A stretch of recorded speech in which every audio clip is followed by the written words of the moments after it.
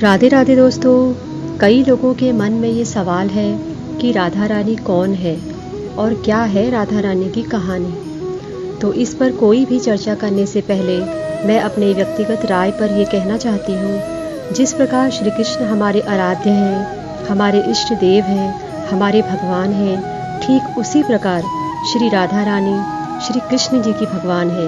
श्री कृष्ण सिर्फ शरीर है और उस शरीर की संपूर्ण शक्ति श्री राधा रानी है।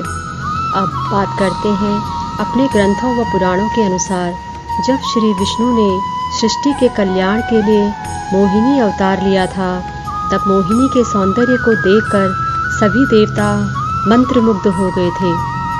मोहिनी को देखकर सभी देवताओं के मन में एक ही विचार आ रहा था कि काश यह मेरी पत्नी होती, और इसी कामना को लेकर सब मोहिनी के आगे पीछे घूमने लगे। पर उन्हीं देवों में से एक ऐसे देव भी थे जो मोहिनी के इस रूप पर आसक्त नहीं हुए, बल्कि उनके मन में यह वात्सल्य भाव जागा कि काश इतनी सुंदर मेरी पुत्री होती। ये देव कोई और नहीं बल्कि पूरे ब्रह्मांड को प्रकाशित करने वाले सूर्य देव थे। मोहिनी रूप धारण किए हुए श्री विष्णु जी सूर्य देव के इस भाव पर प्रसन्न हो गए और उन्होंने सूर्य देव के इच्छानुसार उन्हें वरदान दिया कि वह पुत्री के रूप में अवश्य उनके यहाँ प्रकट होंगे। वही सूर्य देव कालांतर में वृषभानु जी के रूप में धरती पर अवतरित हुए थे, परंतु अभी तक मोहिनी ने पुत्री के रूप में अवतार नहीं लिया था। तब वृषभानु जी ब्रह्मदेव के पास गए और उन्हें बोला कि वह विष्णु जी को उनके द्वारा दिए हुए वरदान को याद दिलाएं, और वृषभानु जी ने कहा कि वह धरती पर 2 बार अवतार ले चुके हैं, किंतु भगवान नारायण ने अभी तक उनके घर पुत्री के रूप में अवतार नहीं लिया है।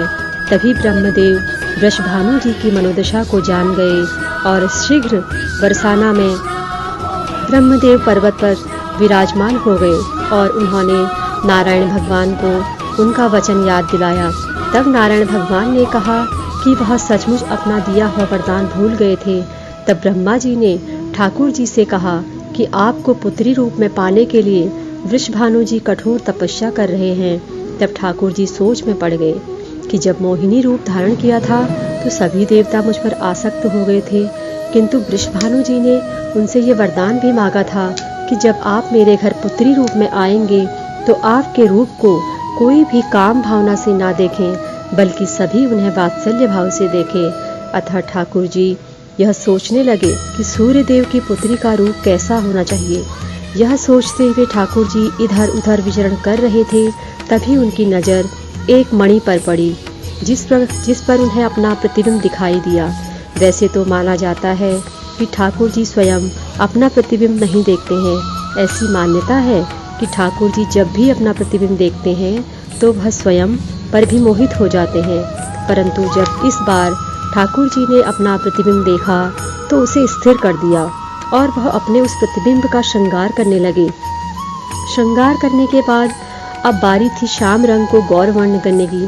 जैसे ही उन्होंने उस प्रतिबिंब को गौरवर्ण किया तो ऐसा प्रतीत हुआ कि शरद पूर्णिमा के हजारों चाँद उस प्रतिबिंब में उतर आए हों। अचानक से इतना तेज प्रकट होने लगा कि ठाकुर जी ने भी अपनी आँखों को ढक लिया था, और जब ठाकुर जी ने अपनी आंखें खोली तो हमारी किशोरी जी का दिव्य स्वरूप वहां पर प्रकट हो चुका था।